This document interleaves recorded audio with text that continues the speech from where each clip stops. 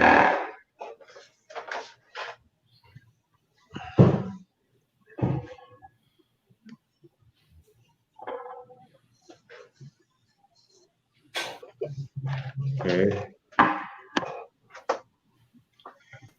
And we're live. Hello and good evening. Good evening, ladies and gentlemen. Good evening to all of our listeners. Good evening to all of our viewers, local and of course worldwide.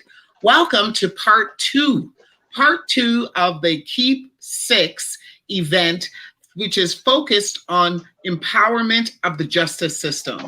This week, we're excited to bring to you the second half of this blockbuster panel discussion about systemic issues within our justice system. This week's panel members, again, will be absolutely riveting. They've got some wonderful testimonials, and they've got a lot of life experiences that they're going to be sharing with us. Before we get started with the formal introductions, of course, I would like to open up on behalf of Keep 6 with a song that has been customized for the Keep 6 organization. Please listen and enjoy.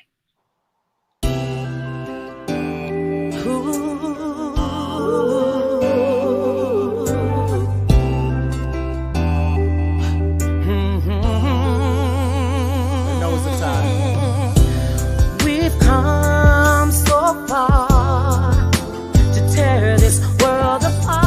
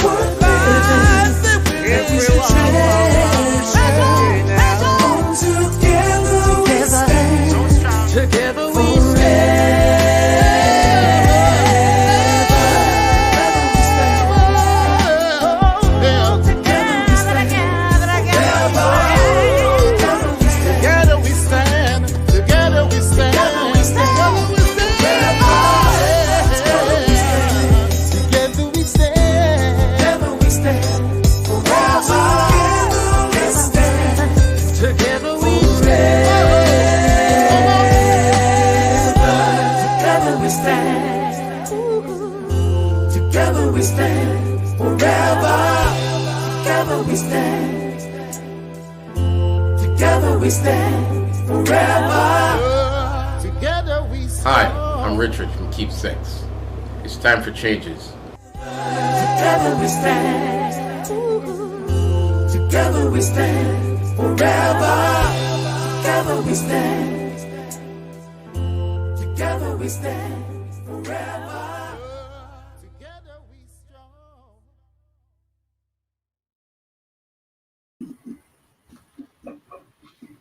Wow. Wow. How powerful is that? Fantastic.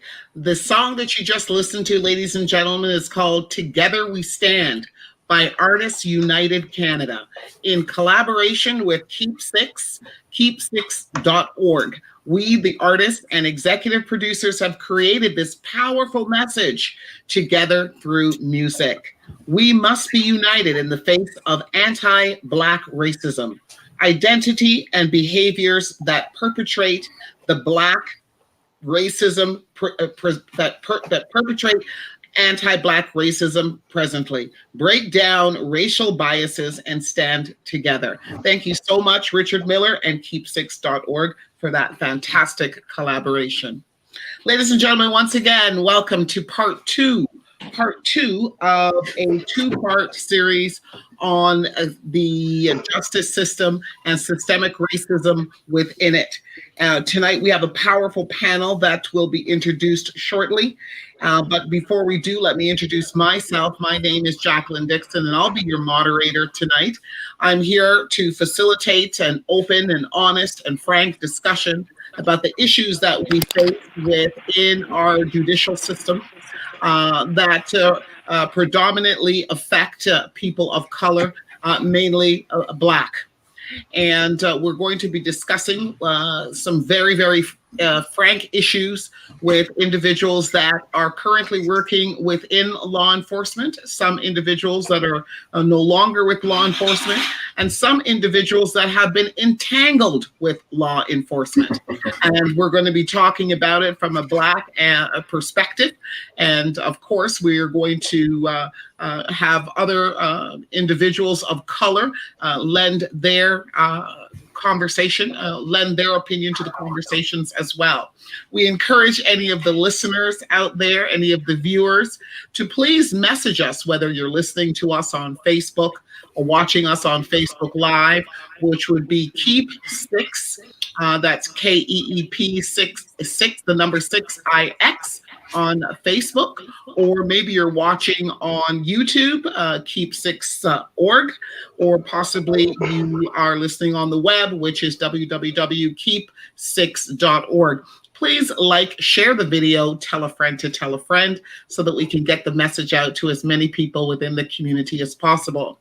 For those of you who would like to participate in today's discussion, we urge you to message us as well if you have any commentary or personal experiences that you would like to share with the listeners, the viewers, or maybe you've got a question for one of our panel members. We're happy to have you join in on the discussion.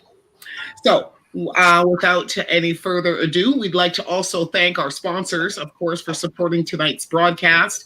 One of our sponsors is GBKM TV Network. We want to give a big shout out to the president and CEO, Mr. Kenny Bass. Tonight I'm representing GBKM FM as vice president of that network as well. We want to give shout outs to the Black Farmers Market as well as a number of other institutions that Mr. Miller is now going to share with us. And ladies and gentlemen, let's introduce Mr. Miller, the founder of Keep Six, and get a word from him before we start tonight's discussion. Good evening, Mr. Miller.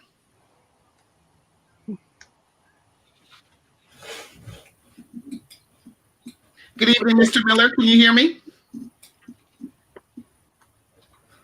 Yes. Hi, Jackie. Thank Hi, you good very much. evening. It's so great to have you here. We've got our panel members that are ready to get started. But of course, we want to again thank you for opening up your platform to this very, very critical discussion and bringing such esteemed guests on as we do have. Can you please give us a word from the Keep Six head office as to what your plans are now and going forward? Well, well, thank you. I'd just like to say thank you to our panel guests today for coming by and taking your time to be a part of this discussion. Um, for what we have going on right now, the song that we shared with you is a song that the community artists got together and we were able to create a partnership. And I just want to say thank you to Dennis from Demon's production for his contribution to Keep Six, and Vance McKenzie, Veronica Tynes, Call It Easy, and all the other artists. I, don't have enough time to go through it. I just want to say I really appreciate your support and for standing behind Keep Six and our message that we're trying to get across. Also, this Saturday, we are doing a barbecue for the community and Keep Six members at Downview Park from 1 p.m. Everybody's welcome to come by and enjoy the afternoon with food and just having a wonderful time. And we're also trying to help families in the community by doing a food basket, a partnership with Black Farmer Coalition. We are putting together baskets to help families in the community with food. Okay, we know there's a lot of families going through hard times in this COVID-19 situation. Thank you. So, and that's about it for now. I just want to say, and please, whatever, we dearly do appreciate whatever donations, as everyone knows that Keep Six is organization that doesn't get any funding. We're just out here trying to do the work and trying to help the community and uplift people. So whatever you're able to donate, we really appreciate the donations that you've been given, and whatever else, we continue to appreciate your support, and we're very grateful. Thank you. Jackie, you can go ahead. Thank you so much, Richard. And once again, so that's this coming Saturday at Downsview Park. There's going to be gift baskets given away of fresh organic food that the Keep Six organization has personally taken part in planting, nurturing, growing, and looking forward to giving away to the community. I will definitely be there, and we look forward to as many people showing up in Downsview Park as possible this Saturday. So, ladies and gentlemen, let's get started with today's panel discussion. What I'm going to do today is I'm going to allow our panel members, of course, to introduce themselves. I don't think I can give any justice to the type, the caliber of panel guests that we have tonight. So I'm going to allow them to introduce themselves as we work our way through a total of 4 segments tonight. So we've broken down tonight's event into 4 segments, in which case each one of our panel members will take the lead on one segment each. Although we encourage all of the panel members to participate throughout the entire broadcast, we will lead with one particular panel member at a time. The panel members that we have tonight are Claudia Espinoza. She's going to lead panel discussion number 1, which is female law enforcement and the justice system where females are concerned. And we're going to now bring her on. Claudia, thank you so much for joining us this evening. If you could take the opportunity to tell us a little bit about your background so that our listeners and viewers can get an appreciation for what you're about to bring to the table. Hi.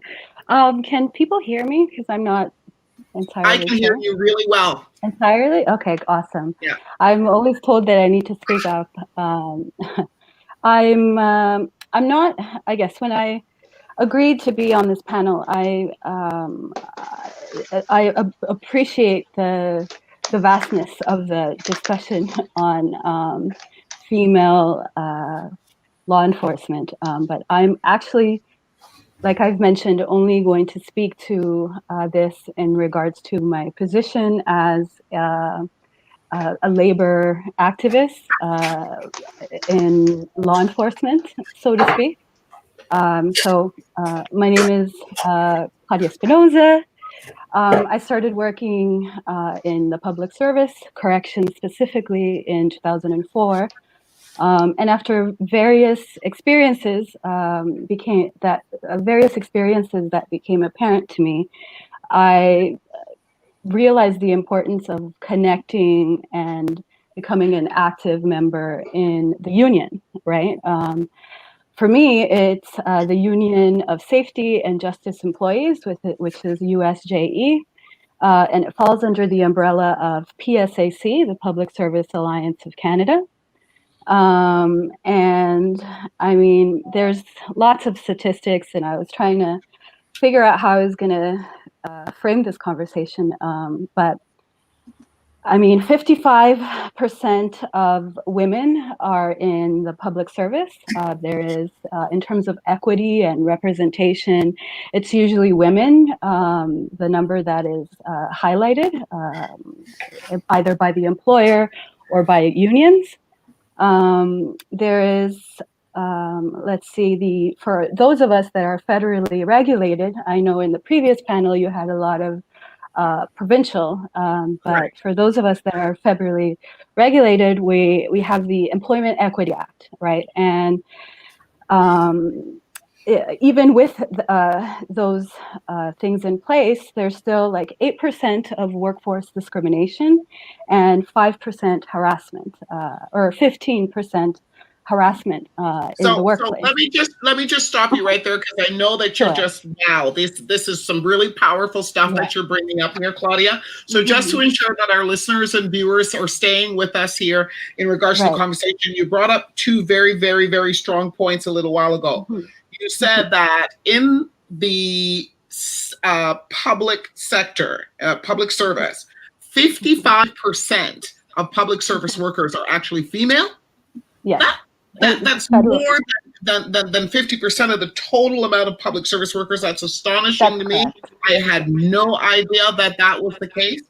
And furthermore, you wanted to clarify the fact that last week's panel, which you're absolutely correct, which consisted of provincial law enforcement individuals, is a different section under different jurisdiction than federal law enforcement. Am I correct so far? Yes, absolutely. Can you tell us about this Employment Equity Act? What is the Employment Equity Act? What does that mean?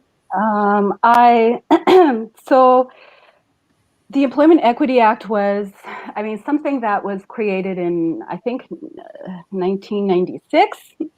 So it has, a number of years in place. Because you can't talk about law enforcement and like racialized women, Black women, and not, how do I say this? I guess because I just finished watching the other panel and I have a lot of what they said on my mind. And the question of being a person who works for the sector and who the systemic issues that happen are because we don't have a seat on the table. And I really wanted to emphasize that that's not the case, that change can't happen within a system that is, mounted on anti-Black systemic capitalist racism. You can try and criminalize, the Black working poor communities, and say that all we need is, more racialized law enforcement, either provincially or federally, and that's somehow going to help the rate in which our people are going into the system. And I hope that after my talk, I can, lay that fallacy to rest. So with questions of like the Employment Equity Act, right now, so in Toronto, federally regulated folks who work for Toronto are represented by 48.8%. So the workforce in the federal sector, that includes corrections, that includes RCMP, that includes the areas that, like for CSIS, it's 48.8% of the workers are racialized in Toronto. So why is it that our communities, federally regulated, are mostly impacted by the policies that that government implements to police our people? And right now, with 48.8% of workers being racialized in the federal sector, you'd think that that would have an impact, right? A positive impact, because we're Well, right. you're a very good point. So, I mean, again, statistics which I had no knowledge of, you've just brought to light. That's really, really powerful. So you're saying that 48%, which is almost a 50% representation of individuals within law enforcement, are actually ethnic. Is that what you're regulated, federally regulated public service employees, right? Which include, like I said, within the USJE,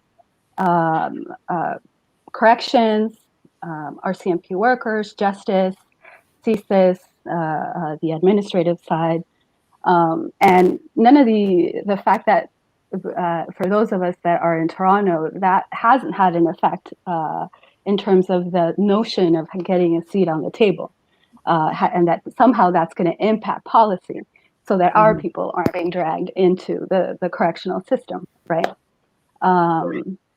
So I just wanted to lay that clear.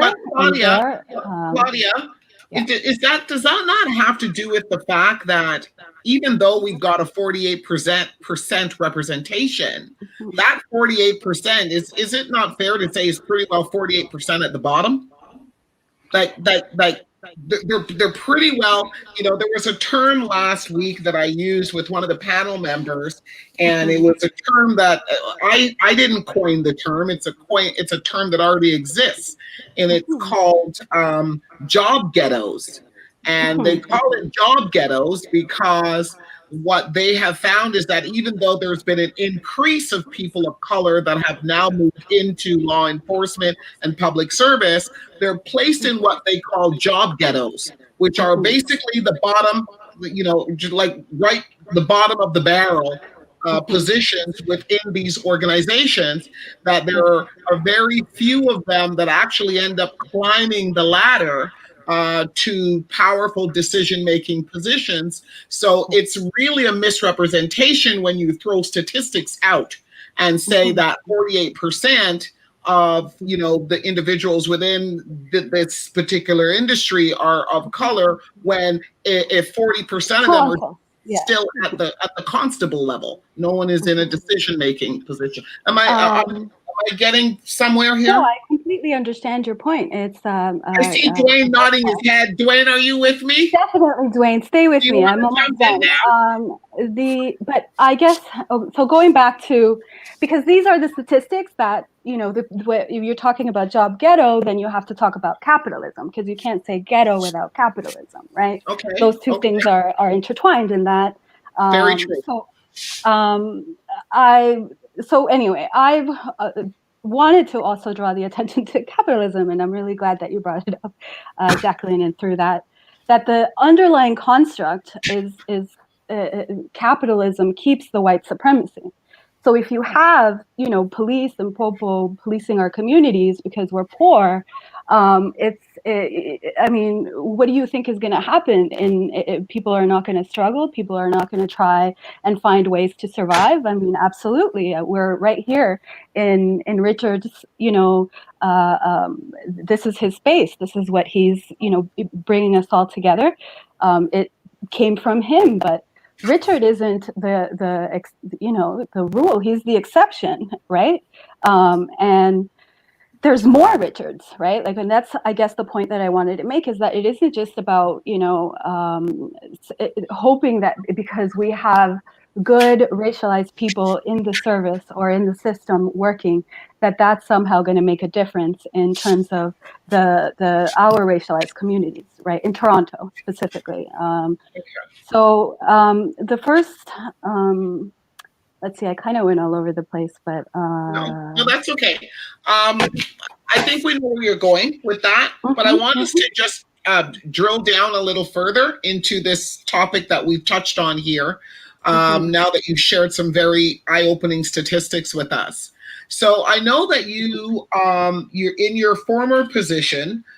You and correct me if I'm wrong. You played a role as the president of the union for the law enforcement area that you were a part of, correct? Right. And USJE. Pardon? USJE. That's Union Solicitor. You were the president Union of that. Safety and Justice Employees. Yes, that's correct. Wonderful, wonderful. So without being very specific about your particular situation, because it is a sensitive matter that is still being dealt with. What we were looking for is if we can get some, even if it is in general terms, some real scenarios that the average person could potentially relate to when, that you could potentially share with us about what a person of color in the law enforcement, maybe even female as well, could face. What does a day in the life of a female enforcement officer look like? What are the career paths that she can take, and and how viable are they? Well, I mean, let's see. There definitely, I mean, there's a lot of examples I wish I could share, but definitely can't currently. But I wanted to come here and support Richard and his platform. And I think one of the examples that I can share, I guess, on a personal basis is that there is like any capitalist workplace, there's going to be a division, right? A certain white supremacy, a white kind of type of supremacy that exists in the way that things are carried out regularly in the workplace. Where this is why there's like this huge overrepresentation of like white women in the sector, in that if you're a racialized woman or a black woman or a black man, your decisions are questioned a lot more. If you're out there trying to live out your most, a kind idea of what corrections can be, if you're into that, it's almost impossible because there is a set of rules that is in place that really only favors white parolees or white, the incarcerated white, right? Things like, of course, let me see, what else? Also just trying to advocate for on behalf of your clients is difficult when you bring the issue of like race and class and poverty, where ghettoizing of our experiences, and without the discussion of capitalism, right? And without the discussion that nobody wants to be incarcerated. And so in terms of female law enforcement, I definitely have worked with really great people in some cases, and then some really bad people in some cases, where you wonder, I understand why you're here, you like the power. But that within itself, for those of us that are racialized, and like for myself, because I'm sure it is pretty clear that I'm pretty brash in the way that I speak, have gotten myself into a whole lot of hot water with my employer, right? And to the degree that I was fired, right? So I know that's something that. Uh-huh. Can we touch on that for just a quick second again without Sure, trying sure. to get Yeah, it's a so little. personal, because it is Mm. a sensitive matter for you and you are in litigation over it, okay? And we don't want to Right. jeopardize Yes, for sure. that case. Right. So, but what I heard you rightfully say is that women of color in law enforcement face a number of obstacles. Mm. In that there's a whole other system in Mm. place once you go on the inside, Right. that you face, and it involves capitalism, and it involves racism, it involves sexism, and that Absolutely. and individuals that are maybe like yourself who feel that they want their voices heard can face the type of backlash that you clearly faced by speaking up, and the repercussions from speaking up and out could be potentially being terminated from their position, Yes, yes. like has happened to you. I mean, I just wanted to just say something. I'm just listening to Claudia, and we have to keep in mind regarding her statement, the system itself is set up that way. And it's not just about the employees, but also the individuals that's going through there.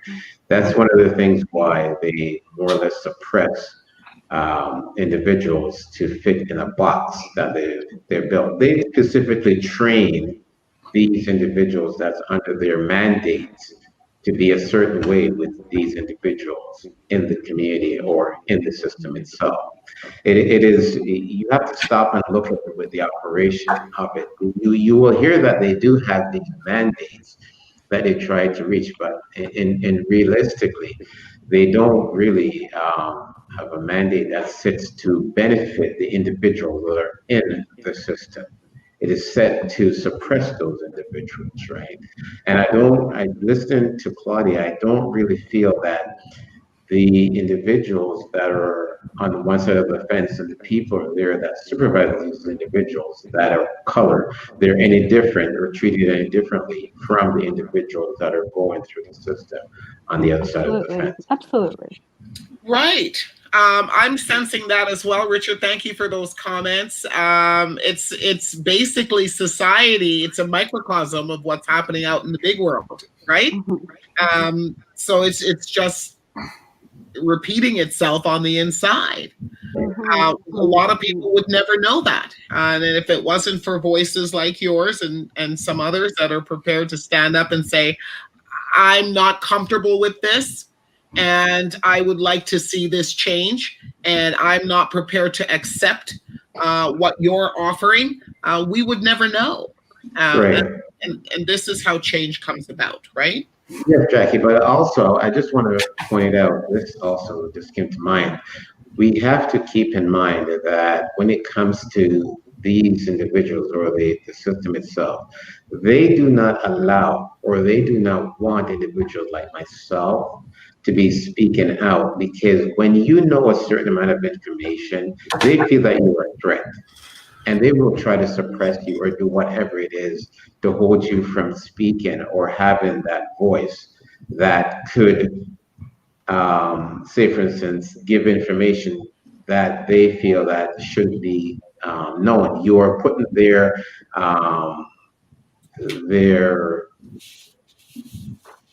ways of doing business or their ways of conducting themselves in a way that it doesn't look good for them. And that's why you've always heard the system. They will always say, well, hey, we are doing this in reintegration. There's another word that they use, reintegration. There is no such thing as reintegration, right? They set individuals up and they said they have these programs or whatever, but there's not programs. These are things to keep people in our society or these individuals suppressed, right? And if once take the time and look within of how it operates, how it operates, you will clearly see it for yourself, right? And it's a fact. Right. When I see the federal government has a company like Corcan, and you have offenders are working, and Corcan is making everything from parachutes to repairing army vehicles to making furniture for the army, and these offenders are doing it, and I think it's like about $32 every 2 weeks at a maximum they'll get paid. And then they say, well, it's not pay. They're just contributing back to society. But these are the same people that have to come back into society one day with nothing. And then you still don't have any kind of support for them when they get out, right? Absolutely. So we have to start look at the broader picture itself. And this is something that's been going on for the last 500 years. Don't be fooled by it for 1 minute. Thank you for that. I, So, Claudia, as we kind of wrap up your segment, but we encourage you to stay on because we've got other panel members that I would like you to comment on their story as well. I think you've got a powerful story behind you, and you have opened my eyes for sure to an issue that I did not know existed. But maybe you can just share a little bit more now about, from the federal perspective, on whether or not this myth is true. So there's a myth, Claudia, that within law enforcement, there's this AKA secret society, that there's a code of ethics.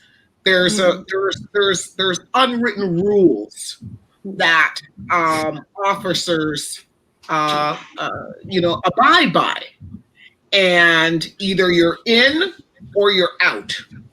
And if you're in, then maybe you got a chance at getting sergeant or lieutenant. But if you're out, you're pretty well going to be ostracized, and your life will be made a living hell, to the point where either you quit or you are terminated. And that absolutely. Is there any truth to that? Absolutely, and I actually have an example with someone just in terms of how what we would call constructive dismissals, right? And constructive dismissals are usually relegated to Black officers in federally regulated spots, because I was able to sit on some of those constructive dismissals conversations. And it is a way where, the whispering happens around the individual, and a lot of anti-Black, of course, if they're Black, or a Black female officer, anything where white supremacy just is so insidious and coded, where the person can't even defend themselves, really, because here you're saying, "Whoa, but I'm a part of this. Like, I'm an officer too," but the coded language is something that, like, white folks seem to know really well amongst themselves, that they've learned through capitalism, through generations and generations. So it definitely is a fact. I can attest to that. 2020, however you want me to say. In my role in negotiating for the employees, it was very difficult to explain to, like, the management, that to upper management, because basically when you're a president, you're negotiating these, things like the Employment Equity Act and a number of other things, disciplinaries and things like that. And trying to explain to them that what they were doing was actually very anti-Black, like that their discussion, that the way that they were characterizing the individual, ghettoizing them, penalizing the way they speak, penalizing folks if there's like 3 or more Black folks by the water fountain, so to speak, or workers of color, where we must be conspiring against them. Although, frankly, we were probably in many ways, because we don't want white supremacy, right? Like, who wants that, right? Who in their right mind would feel comfortable knowing that that's something that we're all just secretly agreeing to, right? So yes, absolutely, yeah, it does exist, and it is something that I have had many discussions with different people within USJE about this fact, in the justice sector as well, federally. So it's at least it's been my experience that these discussions are actually happening, and it is important to point out, because if we're having these discussions and we don't have an issue with law, how is someone like Richard supposed to thrive, right? How is someone who has a criminal record supposed to thrive, right? And then again, it goes back to that ghettoizing and stuff. So thank you. Yeah. Right. Thank you, Claudia. That was awesome. Thank you for that segment. Powerful, powerful. And we're behind you every step of the way. Please make sure you stay with us throughout this discussion. We'd like to hear some more commentary from you. Before we turn to the next panel member, let me ask if anyone has any questions. Maybe I see Michael's here. We want to welcome our clinical psychologist has now arrived. Edna Aryee is here. We're going to introduce her in a little while. And of course, we've got Duane here as well. Has anybody got any questions for Claudia? We're good? Okay, all right, good stuff. And if you have questions, you can type them into the chat as well, or you can just verbalize them. Just open up your mic and let us know that you want to say something, and we're happy to accommodate you, okay? And this goes for our listeners and our viewers as well. We're inviting you into the conversation, so please feel free to send us a message in the chat. And if you want to come on live with us, you can also request that as well if you've got a story that you'd like to share. Okay, so we're going to move on to segment 2 now. In segment 2, now we're going to take it in a different direction. We're going to hear about, once again, law enforcement, the issues that curtail it. But we're going to hear about it from a male perspective. And this segment is going to be led by Duane. And I want to tell you about Duane, but I kind of want Duane to talk about himself a little bit here. I know that he's got quite an interesting story. He's a law enforcement officer, currently employed as a law enforcement officer. He was born in Antigua and then arrived to Canada. But you know what, Duane? First of all, thank you so much for joining the panel tonight, and welcome aboard. Can you please share, tell us a little bit about your background and tell us what why you're here on today's panel? Well, thank you, Jacqueline, for having me, and thanks, Richard, for inviting me to this very interesting panel. It's my pleasure to be here. Just a little bit about me. I'm a Toronto police officer. I've been a police officer now for, this is 32 plus years with the Toronto Police Service. But prior to joining the job, I immigrated from Antigua with my mother and 3 other siblings back in 1975. When we came up, my mother was divorced. We lived in housing when we came up. We were very poor. We lived in Jane and Finch, Driftwood. This is anyone that knows Toronto, there's a stigma attached to Jane and Finch that is not always correct, but we had to live there because of our circumstance. When I joined the job back in, just a little bit more about me, my uncle was a police officer in the West Indies, and my grandfather was also a police officer. But what inspired me to be a police officer when I came, I always wanted to help people, work with people. I was always fascinated about, sirens and lights, just like a little kid, to get in there and do good, When I joined the job, I did not know anyone in the service in Toronto. And the time when I joined in 1988, Claudia alluded to back in 1996, there was employment equity.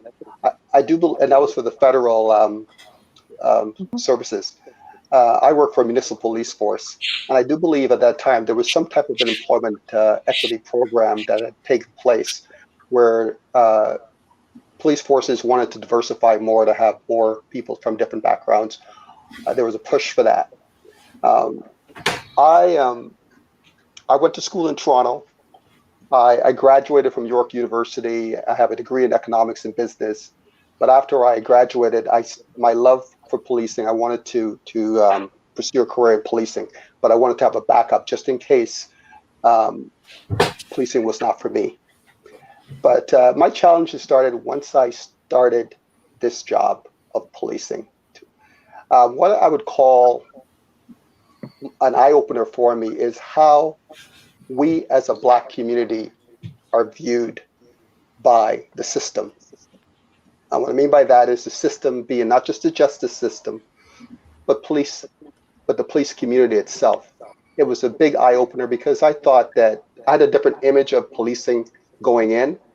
And when I got in, after the first year or two, I thought I was going to quit because the racism that was so rampant and blatant back in '88, I was going to quit, but I stayed on. And I'll just tell you a little bit more about my some experiences that I found, and I call this how they see us.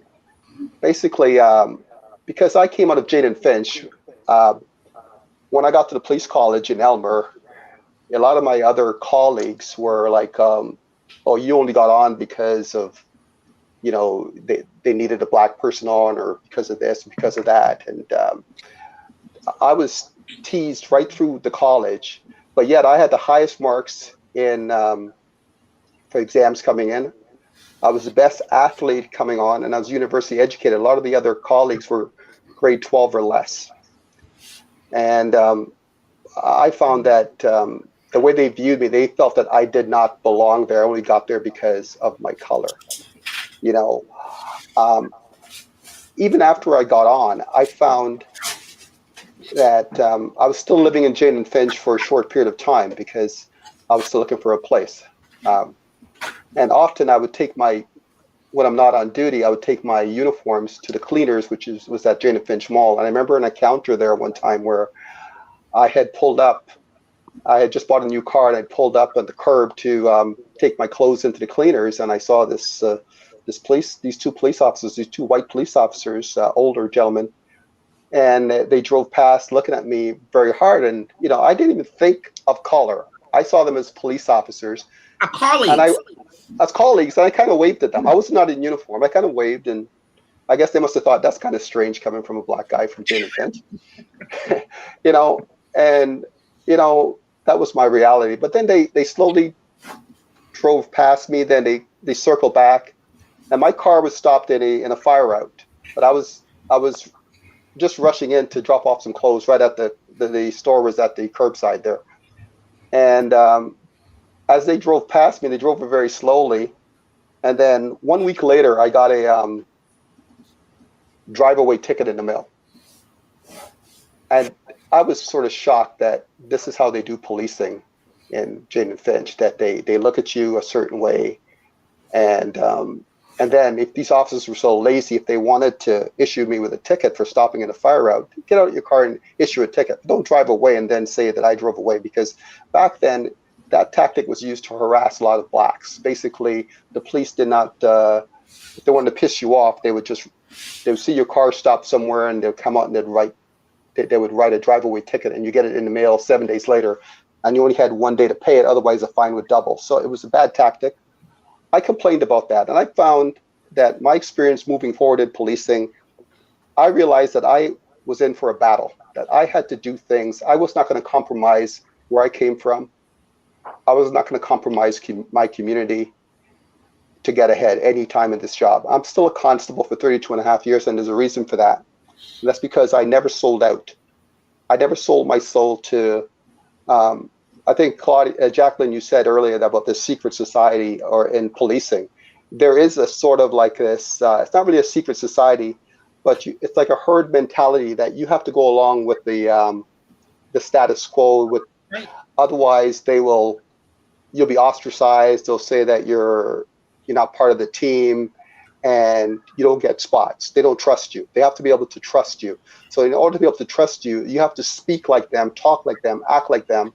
And if that means treating your own community a certain way, that's part of the program. That was never me, because I know the community that I came from, and I know that in my community, I love my Black folks, my Black community. And I know that there's a lot of good people that live in housing.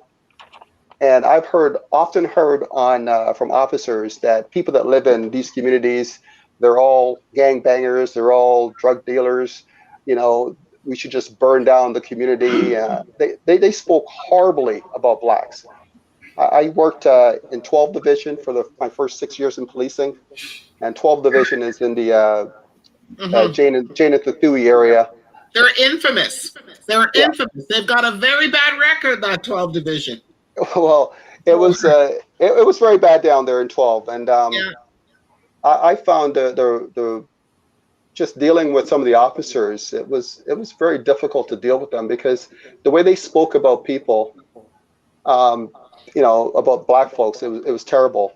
Yeah. I joined the I wanted to work with the community, and after in 1988, just after, I think it's 1993, around Rodney King, when Rodney King, that video came out with Rodney King, I found that so disturbing. And I was a young officer, I think I had around 2 years on. And my colleagues were all saying, oh, you know what, that was justified, this was that. And I couldn't talk to anybody about that because they felt that I was not part of the team. If I said, that's wrong, that's not how we're trained. You know, you have 10 officers there. If you want to arrest a person, 4 or 5 guys go in, grab an arm, grab a leg. There's no need to beat a person like a dog, like an animal. And I couldn't speak to colleagues about that. And I was one of the original members of ABLE. That's when that started, ABLE, the Association of Black Law Enforcers, because we felt like we didn't have an outlet to talk. So we began talking about some issues, but it was very, small at the time. Can I ask you to just put a pause right there, and just because I want you to pick up where you left off, because that's a whole other conversation altogether, that whole ABLE thing, and I want to talk more about that. But I really liked the picture that you're painting right now of how you came to be. You know, this wasn't a situation where you woke up one morning and said, I want to harness as much power as I can and impose it upon people that are weaker than me. And therefore, I'm going to be a police officer. Because some people, believe it or not, once that badge goes on and that uniform is on, it brings them into a whole other realm of that they couldn't earn in society on their own. A certain level of respect and fear and adoration and all of that, that automatically comes with the uniform. So you can imagine that power is not necessarily handled well in everyone's hands. Some people misuse power. Okay.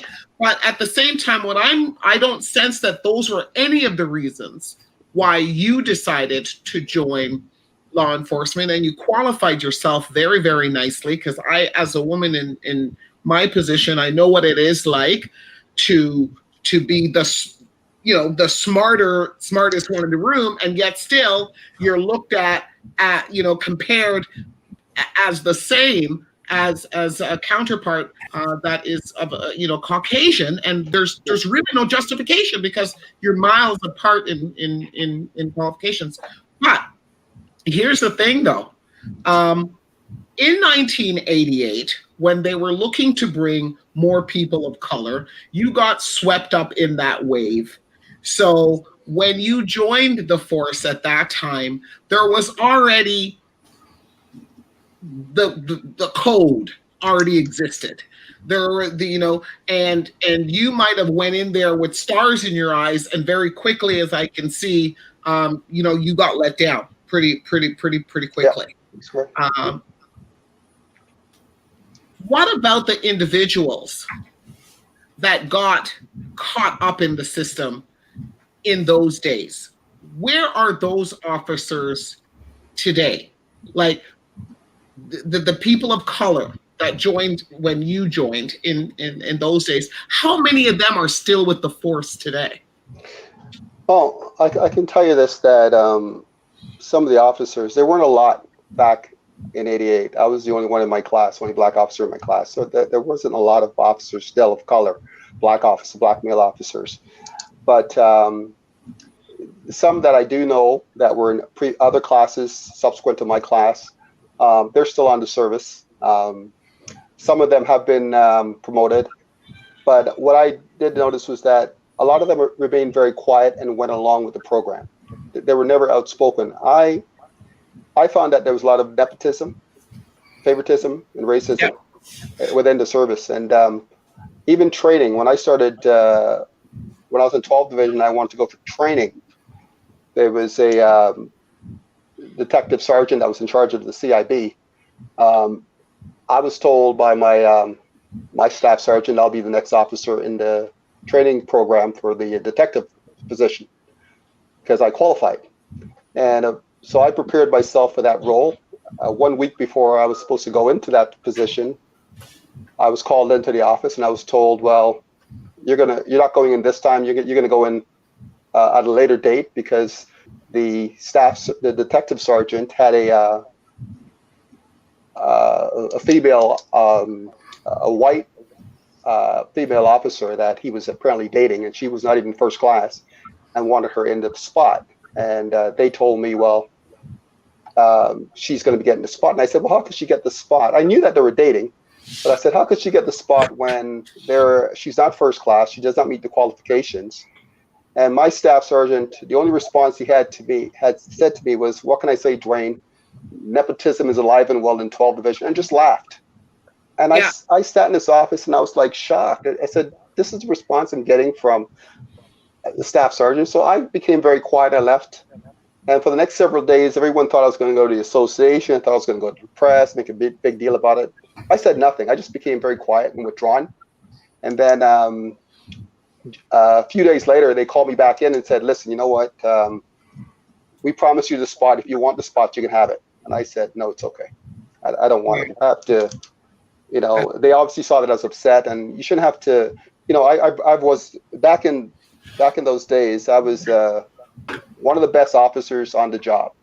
Almost every month I got a accommodation for a good arrest. I was in tip-top shape. I never lost a foot pursuit, even though sometimes I was chasing people, wondering why I was chasing them. They would say, "Go get them." But you know what? I had a lot of good arrests back then, but I never mistreated people. Yeah. I was part of. I just wanted to add this part. This was all part of 12th Division. I played for the police basketball team, and part of playing for the police basketball team was to show the black youth in certain communities, because we would go into various communities and play against the kids to show them that we're just like them. So we'd go into, I remember going into a school called Rockcliffe School. It was a predominantly black school in 12th Division. And I was playing with some of the kids, and these kids were tough. They were beating us up on the court. And I remember sitting down at halftime with one of the kids, and he was talking to me about the police in the area and how the police see him and view him. So I tried to explain to him that, you know what, you have to know how to talk to the police, right? Because you live in a neighborhood, sometimes not all officers know who's who, so they want to ask certain questions. Although you don't have to give your name, you know what, if you have nothing to hide, give your name, this is who I am, officer, and always ask, is there a particular reason why you're stopping me or whatever? Just be polite and respectful. And without a lie, about the reason why you're stopping me or whatever, just be polite. Sorry? Okay, go ahead. We're getting some feedback. That's okay. Go ahead. Yeah. About 2 weeks after that incident, after speaking to this kid and telling him how to speak to police and etc., I was driving, I was in uniform working in that same area, and I was with my training officer, and I saw a group of white males around a young black kid in the parking lot, and I said, what's going on over there? And he said, oh, that's drug squad, and they had some kid draped up against the car. And as we drove by slowly, I saw it was the same kid that I had spoken to on the basketball court. Yeah. And this was a good kid. He works at nights and whatnot. And I had a lot of respect for the kid. And as I drove past, his eyes locked at my eyes as I was driving past. And I told my partner to stop the car. And he said, no, you're not getting involved. And the kid looked at me as we drove past slowly. And as we got to the bottom of the street, I told my partner, listen, you can't drive away. You got to stop the car. Although I was a rookie, I said, you stop the car, I'm getting out the car.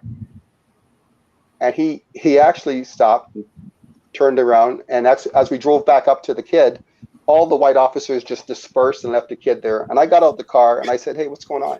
And he told me that he just finished working, got off the bus, was walking through the parking lot, and out of nowhere, all these white officers, just plainclothes officers, they were plainclothes, they just rushed him, went through his pockets, and this is how they operated back then. They would, they would suspect you as being a criminal or a drug dealer, and then they'll find drugs, and then they'll say that they'll make up a story as to how they came about the arrest. And obviously, and this was sad to see, because this is my chosen career that I'm just starting.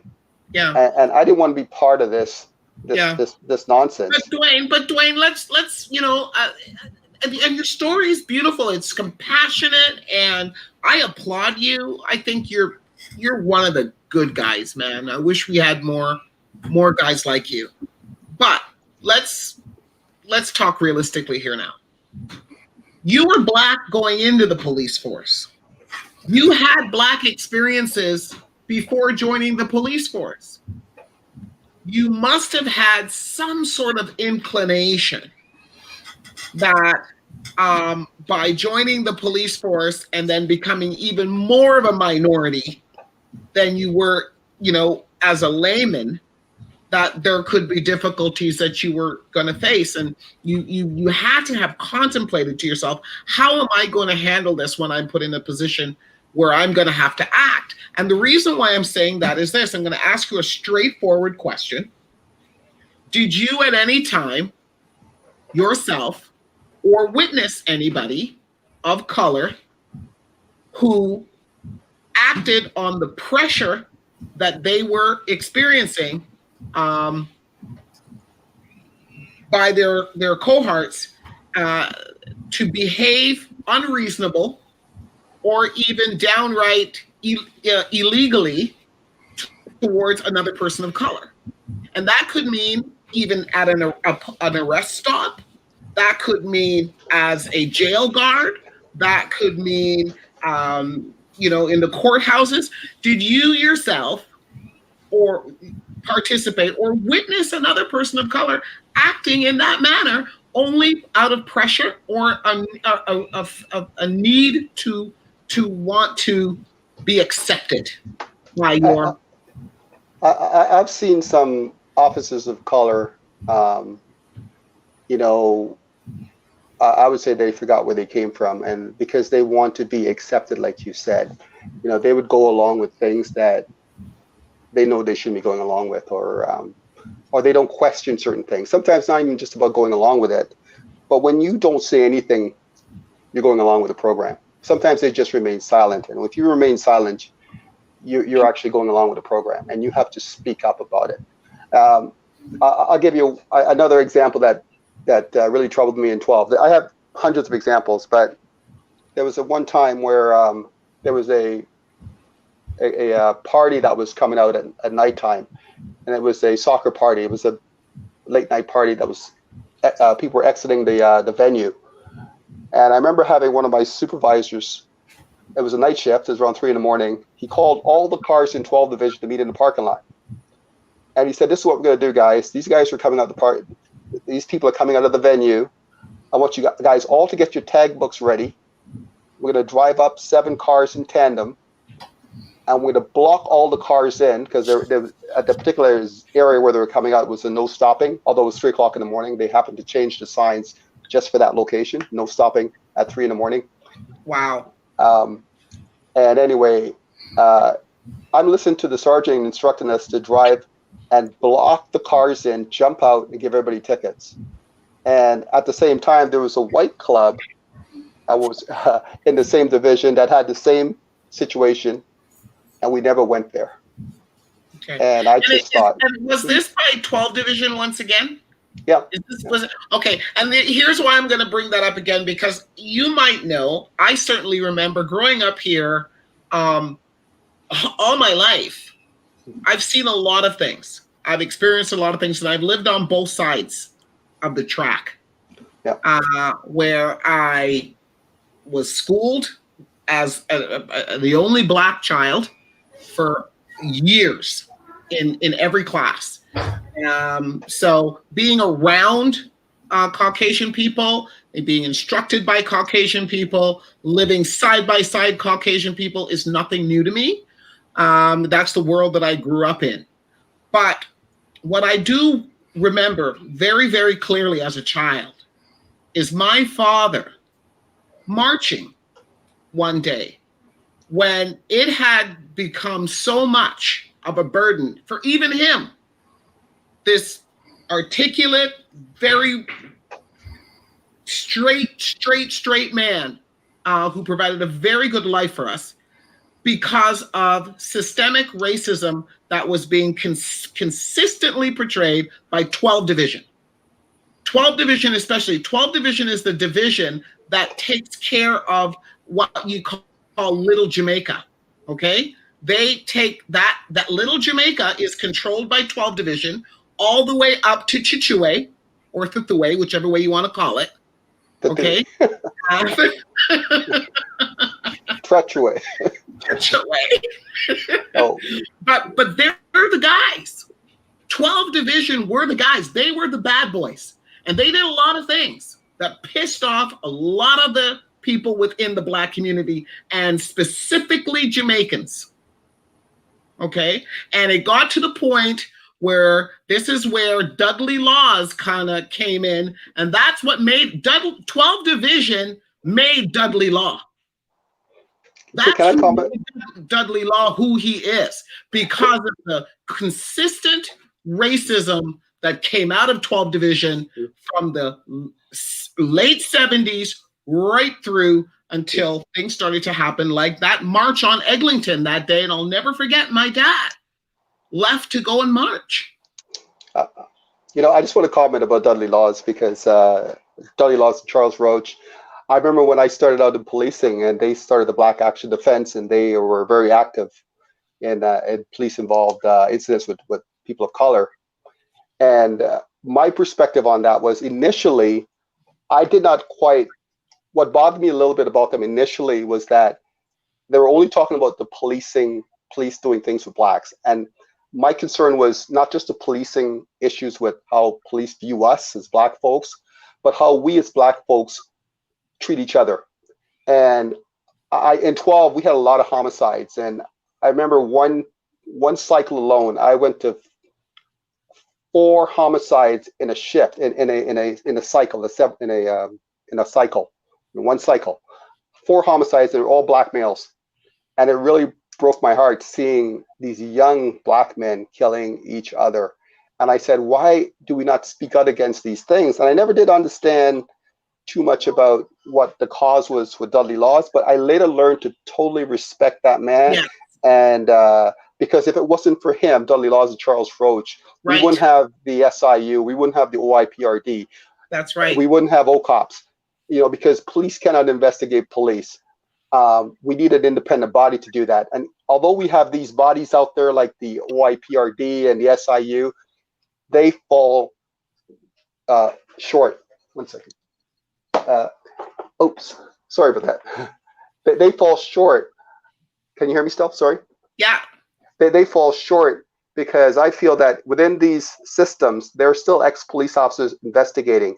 And the OIPRD, for instance, if you have a complaint, because a lot of people are not killed by police, but you can kill a person's spirit when you are treated unjustly and you file a complaint and you find that the complaint goes nowhere. Nothing happens to the officer.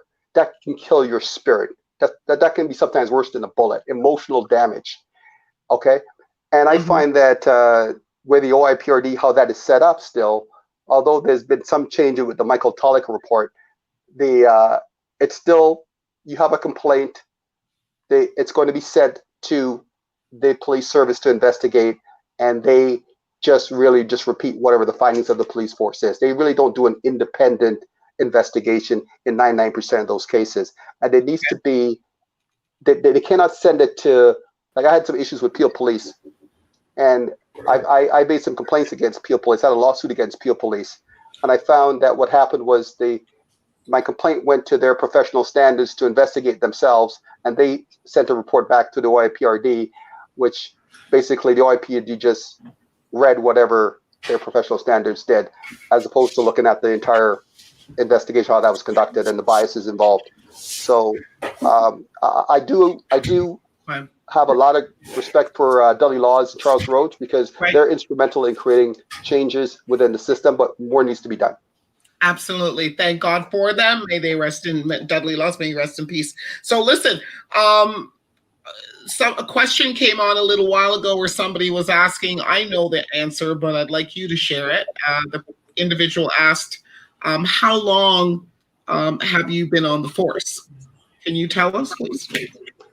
This is my 32nd year, and I'll be, I probably have one more year to go. I think I might be leaving next year, because I think my passion right now is social justice. And I think I'd like to, pursue another passion that I have, and maybe trying to see how I can help the youth out there. Awesome. Good stuff. Well, we'd love to have you join the community. Me and Richard are out here. We're doing our thing. This community is growing bigger and bigger every day. And the more people that we have as a part of it, the more powerful we are. So we look forward to having you join in. So let me, before I wrap up your segment, and again, I encourage you to stay on the panel and please jump in and participate where you can. Going forward when we move on to the next panel guest. I want to ask this now. We talked a little earlier, I touched on it with Claudia about job ghettos, right? And I don't know, there's something about that term, but I get it. I get it, and she was saying 48% of individuals within the public sector are people of color or are ethnic, but yet still we have representation for positions, decision-making positions of power. I don't know what the statistics are there. Claudia, if you know it, please jump in. I'm going to say, based on my knowledge, it's less than 10%. Is that I actually don't. No, I just kind of wanted to go back. I take that from the global. I do that from the global. I took that number of less than 10% from where people of color, predominantly Black people, are overall in decision-making roles in Canada, period. We represent less than 10% of people in decision-making roles in businesses. So I don't know if that is more or less within law enforcement. I'm hoping one of you might be able to tell me what that is. I know that they gave us a chief of police who was Black and thought that was going to be good enough for us. But you know how that worked out, right? I just want to comment on that. Although we had a Black police chief, we have to look at the supporting cast that he had. He did not have much of a supporting cast. No, and he did not do enough to help bring up more officers to the rank in his position. As it currently stands, I believe we only have one superintendent that's Black, and we have a acting superintendent, which is Stacey Clark. That's Black, also female Black officer, was the highest ranking. Everyone's left. There's no Peter Stoley's left. There's the ghetto. What's the term you used? The job ghettos. Job ghettos. We do have a lot of supervisors that are Black and some staff sergeants, etc. But really, they're not really in those decision-making roles. A lot of the inspectors and higher up are predominantly white, still within the service. So they give us token spots, but nothing that's going to be impactful. And although we had a chief that was Black, I still say that they can't fire me now anyway. I'm going to leave soon. But although we had a chief that was Black, this is my personal opinion, was that he was controlled by the circle around him, and that he could not really express what he felt. And sometimes I question some of the decisions that he made, and that I felt that he could have done a lot more for the Black community, being the first Black police chief of Toronto. So I think that he was controlled by the mayor. He was controlled by the police service board. So a lot of things. He's a very smart man. I know him personally, He's a very intelligent and a great police officer, and he made his way up the ranks. And he was probably the best qualified for the job. But once he got once he got the position, I believe that he was muzzled and he was just a puppet and couldn't really speak and affect real change. Duane, we're gonna wrap up your segment. I echo everything that you've just said. Bang on, I'm with you on that. I think you nailed it where he is concerned. Super intelligent gentleman. I love having a conversation with him. If you ever sit down and talk to him, you see this guy is just a wonderful guy, but he had to appease a lot of people. Yes. And I think after a while, he knew why he was in the position that he was a token. And to bring the hammer down in certain places the way that he would maybe think it should happen, the deck would have came down, right? Sure. And it takes it takes a really strong person that has absolutely no fear whatsoever to be able to do something like that without any remorse. And I think John was probably thinking about his future after the police force, family, and thought, you know what, let me get out and somebody else can take over from here. But he's a wonderful person, and he walked a very fine line. But I wish him the absolute best. Thank you. I'd just like to say something quickly there. Thank you very much, Duane, for your story. I appreciate it.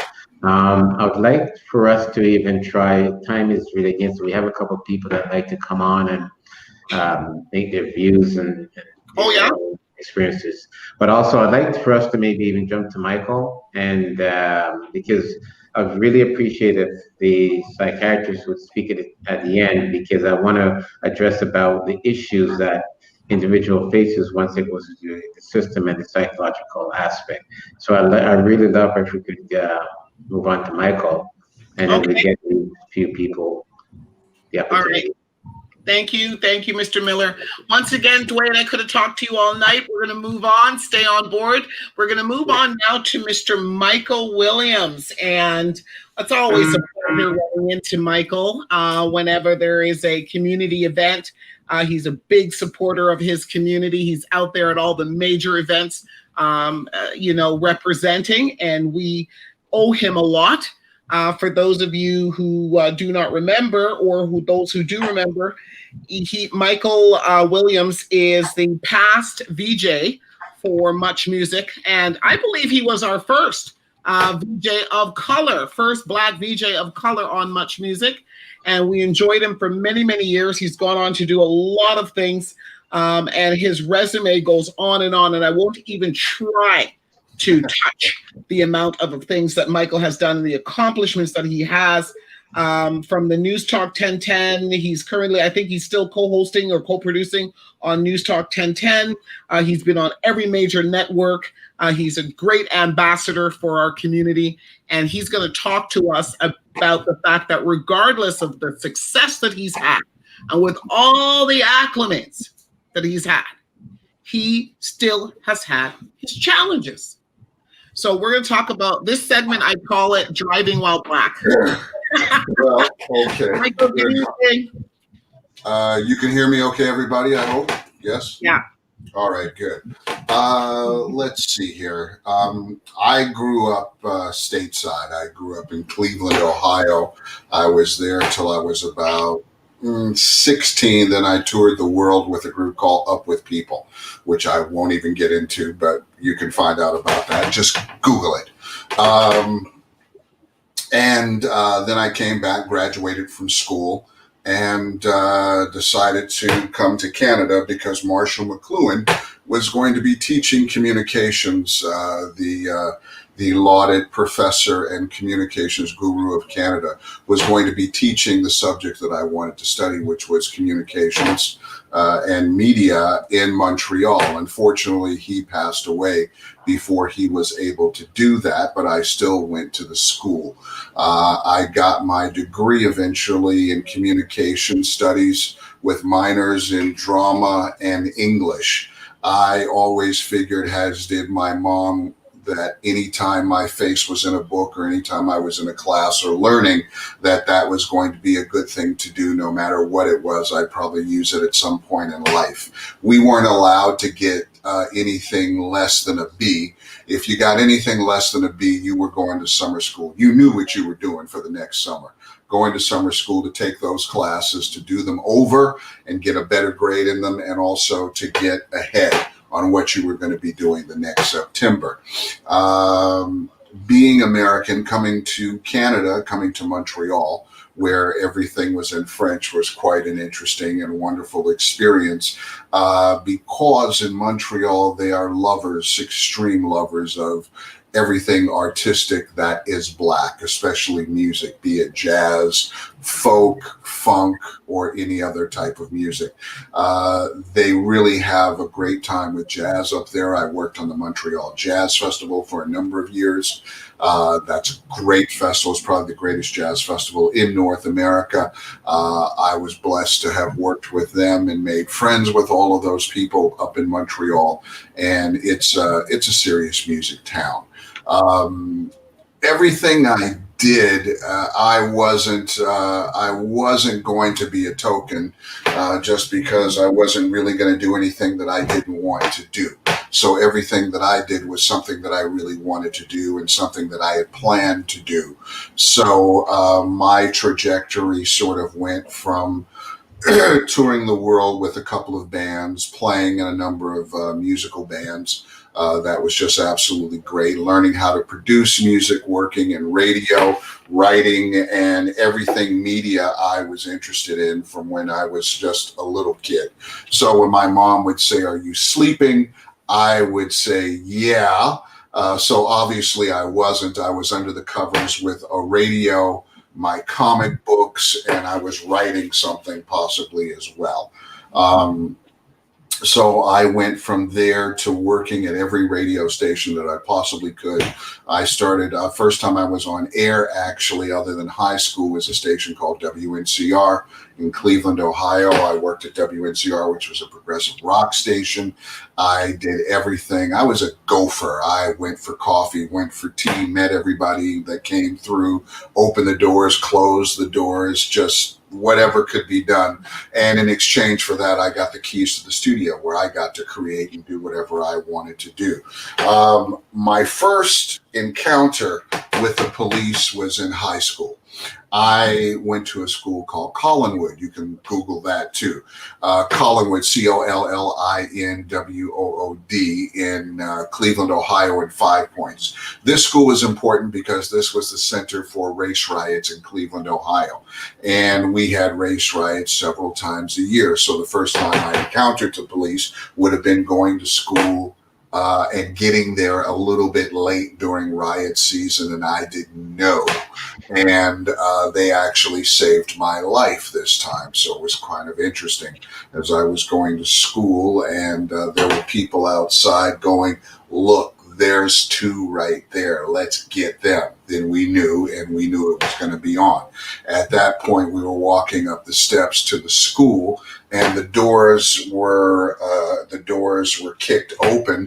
And as the doors were kicked open, I could hear that familiar sound from television and movies, that sound from Elliot Ness and the Untouchables, that sound of a machine gun being cocked, that just sort of pulling that bolt action back there. And the doors flew open. I heard the machine guns, and then I also heard, "Don't take another step." I didn't know if they were talking to me or talking to the people behind me that were coming for me and someone else coming up the steps. They were obviously talking to everybody. We all stopped. The guns were pointed at us, 2 of them. And they said, "Come on." So we went right between the 2 guns. The way we got home from school that day was that there was a line of officers and National Guardsmen from the school door to the bus, which would have been probably about 500 feet. And people were throwing stuff at us, and you name it, it happened. All those things that you probably read about, because you might be too young to have experienced any of these things. But all those things that you read about during the 60s, they happened. that day and every day that I went to high school. I'd be sitting in reading Shakespeare and there'd be bricks coming through the window. So the officers kind of they were twofold for us. They kept us safe. They were in the school with us. They also walked us to the buses and stuff like that. And they actually tried their best, but it was in a neighborhood that they also had to police, so they had to get along with everybody there too. So they can. Michael, can I just jump in really quick? We're talking about the experience that you're talking about right now is on the other side of the border. This is what happened as a youth in Ohio. Am I correct? This is what happened as a youth in Ohio, but those experiences can be transplanted to here. Just like one night here in Montreal, I'm going to work at Shome FM, which was the rock station in Montreal long before much music.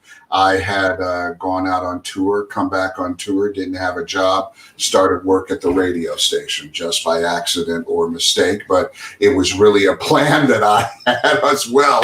So I had been in there so many times. And to get we could probably use somebody like you on overnights or whatever was a great door that opened up. So one night I'm going to work and I leave my house, my apartment. I call a cab to pick me up in the middle of winter to take me to work. As I'm waiting for that cab that appeared to never come, the police passed me by at least 5 times. Okay. And I mean, literally, obviously there were, 3 times on that side, 2 times on that side. Okay, fine. Finally, they pulled up in front of me about 50 feet from me. They took the lights and they shone the lights into my face. And at that point, I'm from, I was born in Cleveland, Ohio, so I know what's going to happen at this point. At this point, they're going to stop me. I'm waiting for my cab. I'm going to work at the largest radio station in town. I'm obviously going to be late, but look, they can explain why. So the police stop. The lights are on me. They get out. But as they get out, I hear click, click, click, click. What's the click? Both guns being cocked. One was down on his knees behind the door. He had my heart. The other one was standing up. He had my head. They had heart. They were ready to lay me to waste. I immediately, even before they get out of the car, my arms go up and I say, I'm Michael Williams. I work at Shome FM.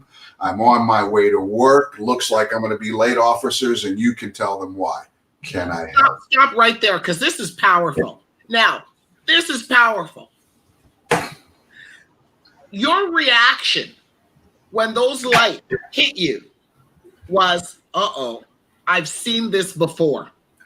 Absolutely. I was a young black man and my parents had schooled me about 10 and 12. If I was driving, they stop you, it's 10 and 12 and you don't move. You don't get anything. You're just 10 and 12 till they tell you to move. And I happen to be a little bit impatient. And when I was crossing the border or dealing with police, after they asked me the same thing for the 4th time, I get a little impatient. And my friends, at the time, my girlfriend in university used to have a code for me. And she'd just look at me and say, border guard, which meant calm down. Don't lose it and just give them what they want. She'd say border guard, and I'd try and respond. So they're getting out of the car, they're coming up, and I'm like, officers, can I help you? At this point, he goes, give me your wallet. I'm saying it's in my ass pocket on the left. You get it. I'm not moving. I know this game. Move, gun, bang, bang, I'm on the ground. All of a sudden, from another gun or knife comes from, I don't know, someplace, and that's found next to my body. And my girlfriend is looking at me out of the window and says, oh, gosh, that used to be my boyfriend. He's dead. So I'm not playing that game. I go, if you want it, it's in my pocket. You can have it. Comes up, basically rests his service revolver on my forehead and says, give me your wallet. No, it's in that pocket. Take it. He gets it out of my pocket. goes back, walks back with his service revolver still pointing at my head. The other guy has still got my heart, so they can do me anytime. But this is the middle of winter. My neighbors, all of my Jewish white neighbors are coming out now. They saved my life probably that night because they're my neighbors. They know me. They're looking out going, what the hell is going on? Why is this guy stopped? He's a nice guy. And so they now tell me to come over to the car. I come over to the car. They say, put your hands down. I'm not putting my hands down. I'm not, no. They said, we got to check you. Put your hands down. I put my hands down. They said the guy had tattoos. So they checked me for tattoos. I got no tattoos. They checked me. I got no priors. I'm clean. So at a certain point, they got to let me go. So they just give me back my wallet and they say, here you go. Bang. At this point, there's like 30 neighbors outside. But the police forgot one very important thing that I said. In the beginning, I said, my name is Michael Williams. I work at Shome FM. Shome FM, biggest radio station in Quebec. Okay? Rock and roll station. I work there every night from 11 to 6 a.m. They forgot that. So when I finally got to work, what's the first thing I do? I look at the guy that I'm working with and he says, what happened to you? Oh, you're not going to believe this. I pulled my first record. I put it on the turntable and I said, hang on, don't go anywhere. I sat down in a hot seat, turned the microphone on, relayed the story as quickly and as emotionally and dramatically as I possibly could. The red phone starts ringing, everything's going off, and then I tell the full story, and at the end of the story, just before I play the song, Too Much Time on My Hands by Styx, I say, I guess I was just a black man at the wrong place at the wrong time. Oh, wait a minute, I was in front of my house. Okay, so I'm not in the wrong place ever. And so I said, I guess they just figured I was a black man in the wrong place at the wrong time who had too much time on his hands. Played the song, the place blows up. I get hundreds of calls by that time. My boss calls, everyone else calls, blah, blah, blah. And, the officers could have said, thank you. I'm sorry, it wasn't you. He said none of that stuff. So, I didn't rake him over the coals or anything like that, but I told the story and let the truth work for itself. So that was probably one of my biggest encounters with the police in Canada, because after that, a couple years after that, I went to Much Music. So then in Toronto, when they would stop me at 2:00 in the morning after dropping off Christmas groceries to somebody that actually worked at the station, and I'm getting in my brand new car, and I'm like over by, I don't know, this mall there, over where Snow used to live. It's like a really awful area behind a mall. And it was like Gangster City and stuff like that. But anyway, I was getting in the car. From Regent. What's that? I think Snow's from Regent Park. No, he's not from, he maybe have lived in Regent, because I know Regent real well. This is a mall. This is around a shopping mall, and everybody lives kind of behind it. Anyway, I went over there. I dropped off groceries, stayed till about 2, 3 in the morning. I'm getting into my brand new car. I see the police, and I go to myself, they're going to stop me before I can get to the freeway, which is not 100 yards away. And so I get in the car. They stop me. Yes, officer, may I help you? Give them my license and registration, and my Much Music business card was in the same folder. So they took it back one way, and they came back, thank you, Mr. Williams. Thank you. Oh, you watch Much Music, do you? Okay, fine, So those were my two big encounters with the police. In Toronto, they had nothing on me, and in Montreal, they had absolutely nothing. And okay, let me jump in for a quick second. In Montreal, there's two big takeaways from these phenomenal stories. My first big takeaway is your first encounter in Montreal, and the fact that you had already been schooled from a youth by your parents, I suppose, right? And then every young Black American male is schooled by his parents before he leaves the house. They don't do that. Let me ask Duane. Let me ask you, Duane, how many times have you been in a situation where you pulled over a Black man and they reacted in the way that Michael reacted? How often does that ever happen? Can you hear me, Duane? Duane, can you? I don't think he can hear me. Can you? Yeah. Okay. I can hear you. So my question is, because Michael handled this brilliantly, okay? But that's a learned behavior. That doesn't come natural to a Black man. It wouldn't come natural to anybody, I don't suspect. That's a learned behavior that he had, that he was taught, because he said every young Black man in the US of A is taught that at a very early age by their parent. I suspect that's not happening in Canada, although I don't know. But my question is to you, how often have you ever pulled over or been involved in some sort of arrest of a Black man and they behave in that manner? Well, I can tell you that, how Michael handled the situation was brilliant. What I would just add to what he should have done also was to ask the officers, why was he being investigated? And the officers could have had a different, could have treated him, could have explained more the situation rather than just give him back his ID. They were in a hurry. They were trying to catch a criminal. They didn't have time to tell me why, but they had time to pass me around, to come around 5 or 6 times, because I lived in a Jewish neighborhood. Yeah. So the only people that weren't Jewish were like immigrants, Moroccans, and I think I was the only Black guy on the block. You know what I mean? So I think I did ask. I'm almost sure that I did ask, and they said someone had robbed an older fellow around the corner at knife point.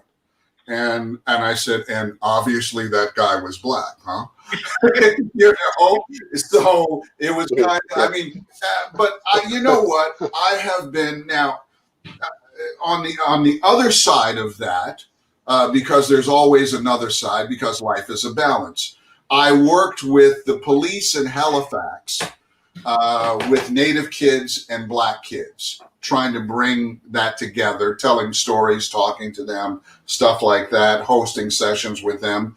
And I also, in Montreal, I also had a number of police that were very big fans of my radio show, and they weren't allowed to listen to the radio in the car, so they would have to have a boombox. And that boombox would have my radio show in it, and they'd have to keep it in the back seat or the back. So, and just coming to concerts and stuff like that, I met a lot of the guys. You meet them, and you meet the younger guys on the force and stuff like that. And I've met Bill Blair and, a number of policemen. And I was deputized by the RCMP because my brother-in-law was in the RCMP, and I had to be deputized at one point when I was visiting him in New Brunswick. So there have been, I'm lucky. I haven't had to depend on the police for anything. Have I been stopped? Yes. I was speeding once going from Toronto to Montreal, listening to a new album that I had worked on, which was great, and I got stopped. Every time I would buy a new car, I would get stopped, because I'm a Black man and that new car couldn't be mine. And, all of those sort of things. So, but just so that people know, there is two sides to every story. Life is a balance. So there is the good and there is the bad too. And we live in between those. and you can't paint every police officer with the same brush. Not every police officer wants to shoot 7 bullets into our backs or put their knee on our heads. There are some really good ones. The problem is that the really good ones don't help to get rid of the really bad ones. No. That seems to be the big problem, but it's a big responsibility to them to try and do that as well, because that doesn't hold well for keeping your job. That doesn't hold well for, like, it's like being a football player. If somebody doesn't have your back and you got the football, it's not going to be a good day for you. And that's what I understand. It's just like in any union or any group or whatever. That's why I don't join groups.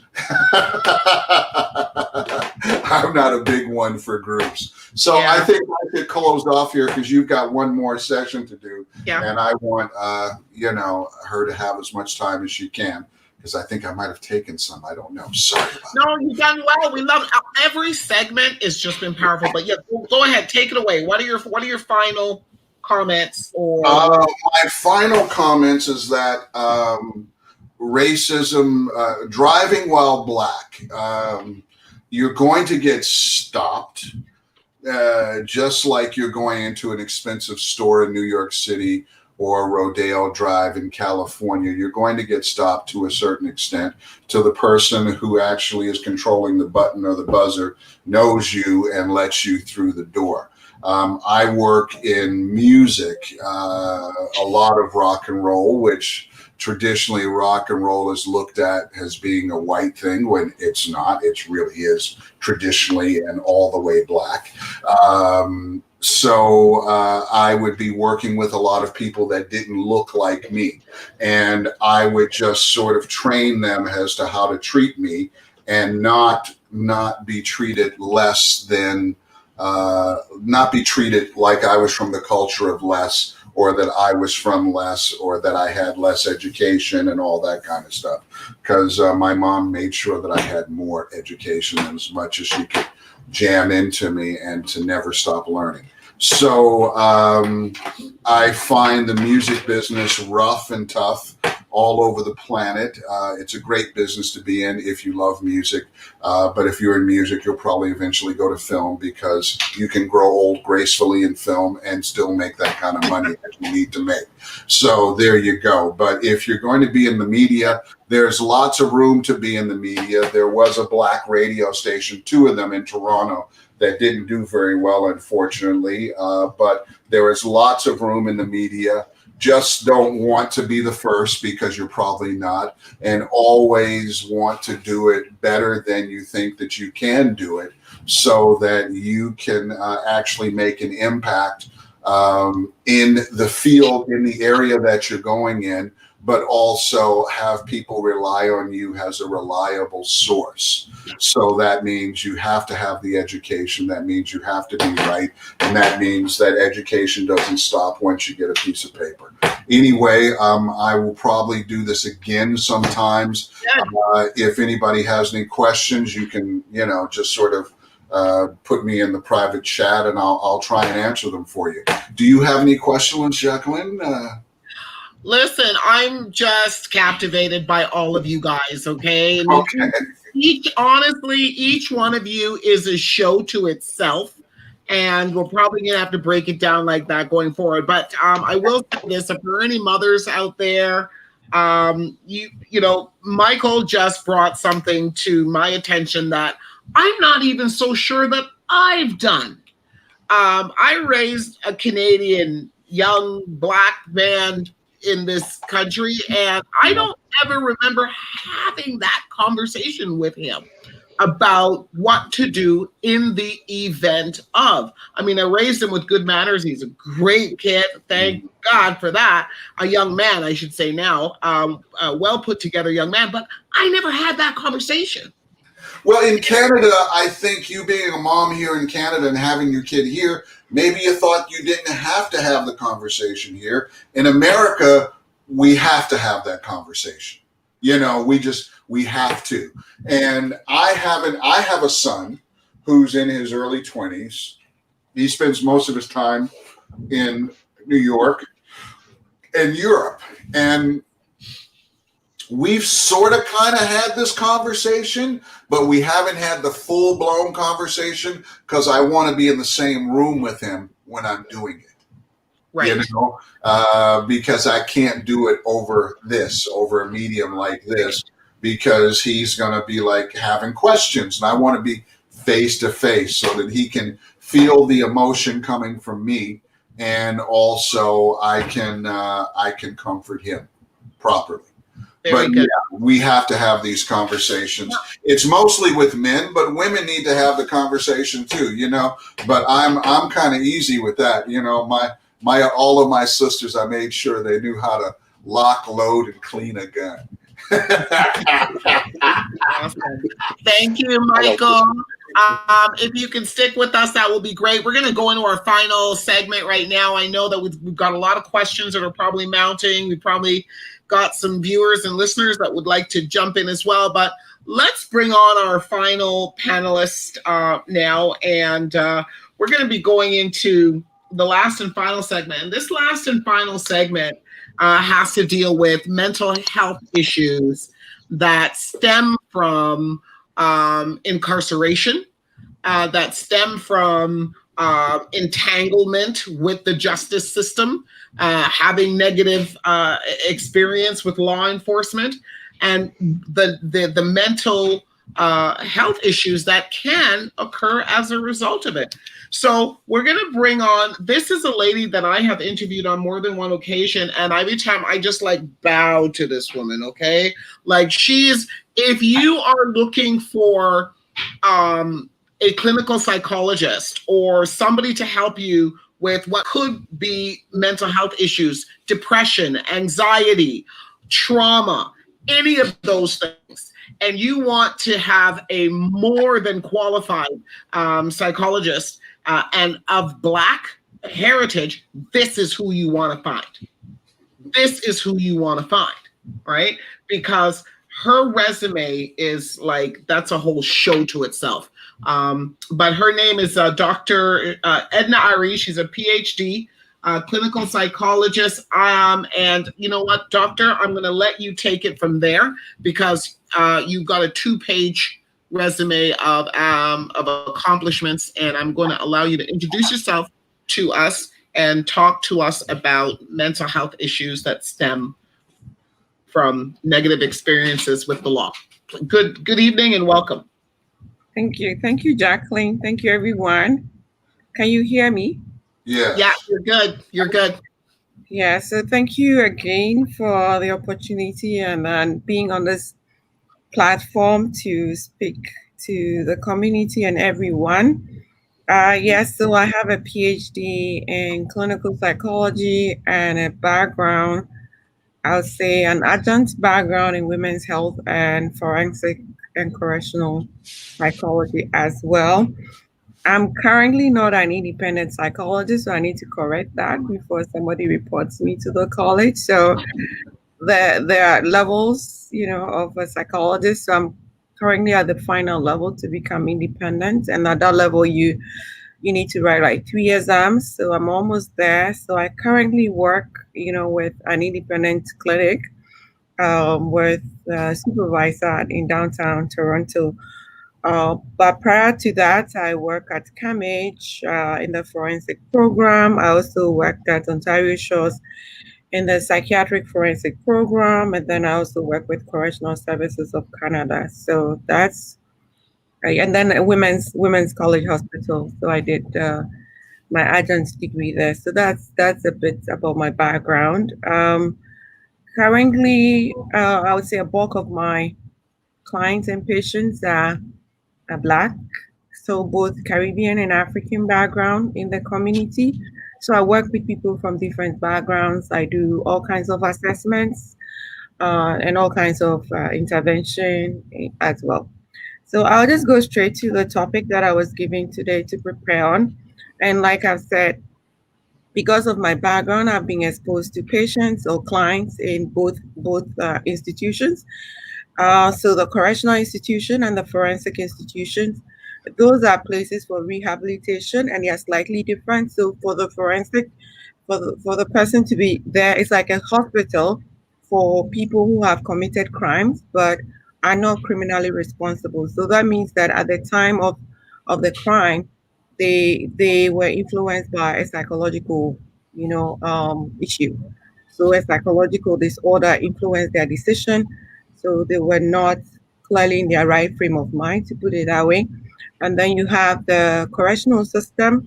So the correctional system is a place to correct or rehabilitate offenders who are criminally responsible for the offenses that they have committed. Okay, so thank you for that clarity. I want to just jump right there. So you have experience in both those areas. Yeah. So the first one that you mentioned is about people that are not criminally responsible, is what you said, that have mental health issues, have committed a crime, but are not considered criminally responsible. And that's because of a level of some form of insanity plea. Am I correct? Okay. Absolutely. And then there's the other individuals which are responsible. They made a conscious decision to do whatever they chose to do, and you also deal with the psychological issues pertaining to those individuals as well. Yes. Okay. Can we talk about the ones that made a conscious decision to break the law in some way, shape, or form and got entangled in the justice system, whether it is for short or lengthy periods of time, based on the clients that you've had in the past? Are you noticing that incarceration does play a major role in individuals' mental health? Yeah, so I think regardless of whether they are within the correctional system, because I did my residency with a correctional system, and then I also worked there, and then I worked in a community setting also, and then like actual work, I also work in the forensic system. Both places have significant mental health implications on their recovery, regardless of where they find themselves. Right. And I think I just want you to understand that. So whether they've been profiled, extensively or not, there are still, implications, mental health implications on those populations. So when you look at the research here shows that Black people in the Canadian correctional system are overrepresented like 3 times compared to the Canadian population. You want to ask yourself why, and the answer is basically, it's not one answer, right? There are many different answers, but based on our race, historically and systemically, it's been shown that we are easily targeted. And the question is, why do we become easily targeted? And the answer there is because of our race, poverty, right, and other I would say psychosocial or socioeconomic factors that, present us to become easily targeted. So when you look at those forms of racism, you're realizing that the system is placed in a way that it doesn't favor us. So the correctional system is like a funnel. You look at the funnel, and at the bottom of it is the receiving end. So people come through it, and then we receive them at the bottom of it. And there we're doing so many rehabilitation there. But when you look at the impact of being at the funnel, going through the entire process alone can be traumatizing, right? So when you ask folks, even like the brother who talked about the police arrest, going through the court system, the whole entire process is traumatizing. So by the time they get to the correctional facility, it's like all their rights, that's one thing, your human rights is stripped off, right? And then you have to take on a new identity. So even looking at us, looking at, what we have to go through to become the people we are, even in the free system. Can you imagine being in an enclosed system where you're told you need to sleep at this time, you need to pee at this time, you need to, so that alone, taking away your rights as a human being, can cause some psychological implications, right? So, however, I would say that within the personal system where I worked in Kingston jail system, so a few of the jails, so I know what I'm saying. Is psychology, there aren't enough of us, but I saw the work people put in. People were quite passionate that you may not have anybody to talk to, your rights are stripped off, but how can we rehabilitate you so that you don't reoffend, so that you don't come back? And that's some critical parts of the work that we do there. But at the end of the day, it's like the end of the tunnel, and we are there to help them. And how do you save them? And I can go into the specifics of the psychological, based on the time, the psychological experience.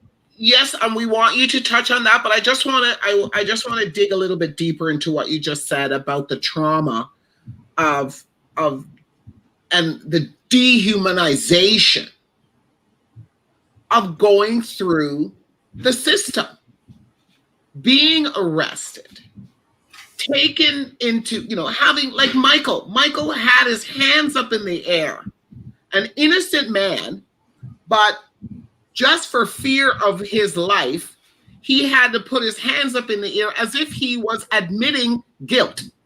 He just wanted there to be absolutely no question asked as to whether or not he was complying or not. That's why I suspect he did it. He didn't want there to be any discrepancies as to whether or not he was willing to comply for fear of him being hurt.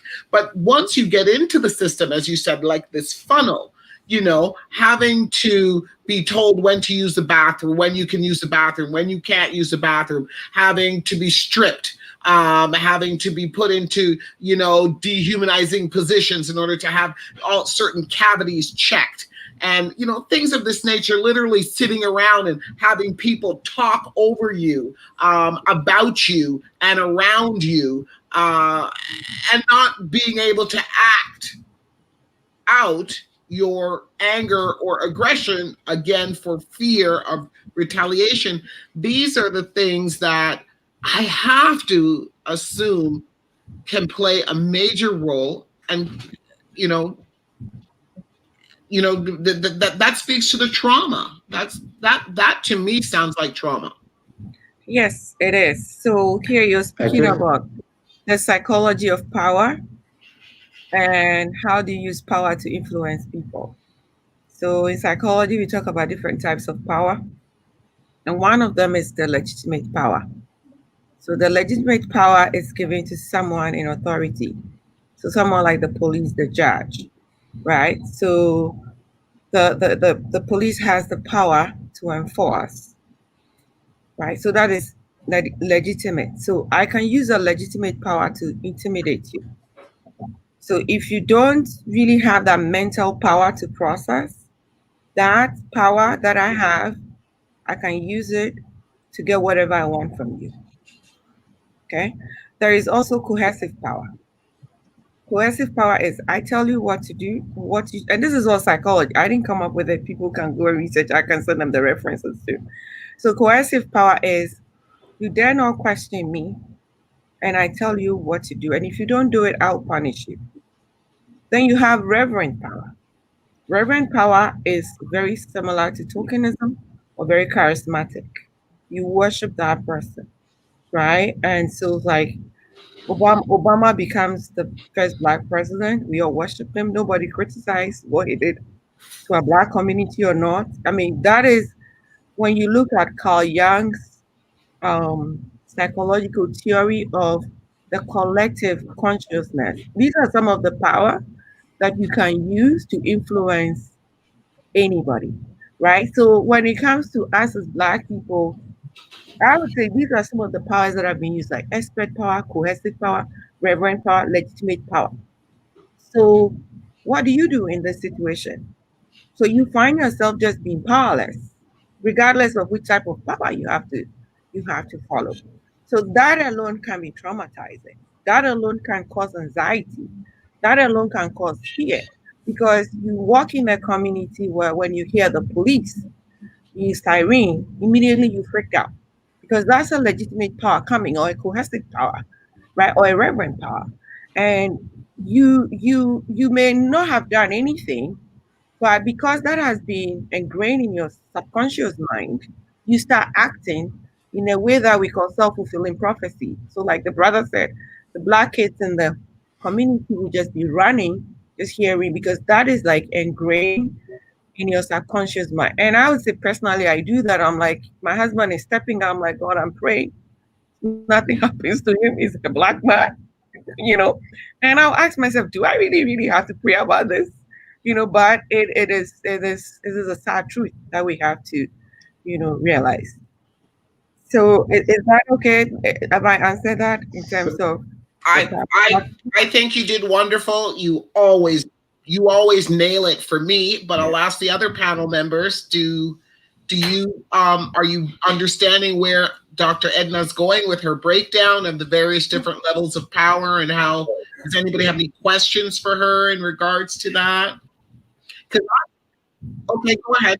I do. I understand clearly where she's going. Thank you. So one of the things I'd like to bring up is the breakdown she gave. So how can we as a community deal with when we have these individuals that are broken down in the system? But the thing about it, the system is trained that way to continue to break them down. So even if an individual is on probation, you already have that probation officer or that parole officer who's already trained to continue to break that individual down. So my question to you is that how is it that we are able to get our community and these individuals into a program that is able to rehabilitate them and give them that support to break that cycle, to overcome that trauma that they've gone into, because that trauma continued to retrofact down the road with other family members. Okay, throughout I mean, their life. I can quickly touch on that. That's not a problem. But I want you also to have a clear understanding that if your focus is on the correctional system, then it's probably too late. Your focus should be on prevention, right? Because by the time they get out of the correctional system, whether you like it or not, they'll be psychologically scarred. And so, yeah, so they and I can tell you, yeah, and I can tell you a lot about the psychological implication of somebody going through the system. Even if the person had a good guard, the person went to therapy and we do relapse prevention. How do you manage your triggers, avoiding your red flags and all that? Just the mere interaction with inmates alone can also cause some psychological problems, right? So when people come out, even adjusting, what we call, like, we can't say adjusting disorder, they might go through adjusting to this new life or the new freedom. And if they don't have the community support, right, they would easily go back again, because the person who is collecting and picking them up is always on the streets and will send them right back in. Or the psychosocial triggers like poverty, which is one of our biggest issues, right? We grew up knowing that it takes a village to raise a child. But I wasn't raised here, so I've been here for 13 years, and sometimes I get a little bit frustrated looking at the huge gap between Black people who think they have made it and then those in the hood. First time I came here, my friends laugh at me. I went to Monell Court. I went to Kingston Galloway. I went to Plain and Finch. Because where I grew up, every time they say somebody's from Canada, they say Jane and Finch. I wanted to know where that place was. Right? And in my curiosity, I was told it was like one of the dangerous places. So fortunately for me, I got a job, at CAMH, with the SAPC program. And then I also got a job with the city to become a youth mentor. And I would still go there constantly every week mentoring these young people. And some of my colleagues thought I was so crazy that I was doing those things. And I live downtown, right? So I just didn't understand where people would live in the hood. I actually don't even say the hood. People who grew up in their community And they think they so-called they are successful, and then they leave their own people behind. And then when the collectors are collecting their same people, then they are crying. And I say that if you're a professional Black person and you haven't mentored any Black person in the community, shame on you. Mhm. Because until we give back, trust me, look, power is good. When people have power, it's good. And you think they will easily give that power away? I don't know. 5 generations from now, if we don't do the work, it will still be the same story. 5 generations from our generation. Yeah. So Because true. it's power, right? And so if you're asking, how do we change that? The first thing is we need to change our mindset and our own interpersonal interaction with ourselves, with our community, and like somebody said, we have some allies. I wouldn't sit here and say that I was significantly trained by Black psychologists. I was trained by some good psychologists, right, who may have gone through their own struggle from where they came from to come here. So for us to, say, how do our young people react to such a system?